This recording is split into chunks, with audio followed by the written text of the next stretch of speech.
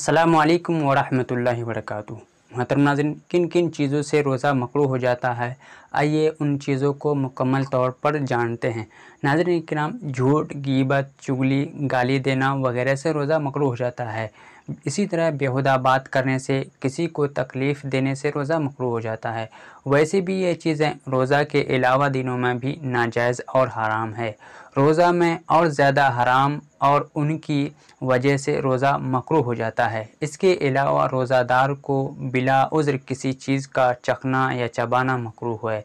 चखने की उज़्र ये है कि मसलन शौहर या आका बदमिजाज है, नमक कम या ज़्यादा होगा तो उसकी नाराज़गी का बाइस होगा, तो इस वजह से चखने में हर्ज नहीं। चबाने के लिए उज़्र ये है कि इतना छोटा बच्चा है कि रोटी नहीं खा सकता और कोई नरम गज़ा नहीं जो उसे खिलाई जाए, ना और कोई बेरोज़ा है जो उसे चबा कर दे, तो बच्चा को खिलाने के लिए रोटी वगैरह चबाना मकरूह नहीं है। नाज़रीन किराम, चखने का माने वो नहीं है कि जो आजकल बोला जाता है कि किसी चीज़ का मज़ा मालूम करने ही के लिए उसमें से थोड़ी चीज़ खा लिया जाता है।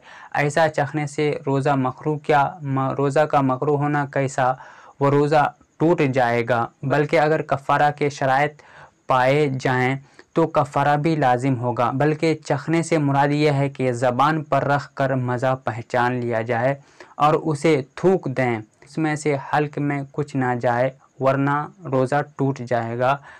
अस्सलामु अलैकुम वरहमतुल्लाहि वबरकातुहू। अल्लाहुम्मा सल्लि अला सय्यदिना व मौलाना मुहम्मद। अल्लाहुम्मा सल्लि अला सय्यदिना व मौलाना मुहम्मद। अल्लाहुम्मा सल्लि अला सय्यदिना व मौलाना मुहम्मद।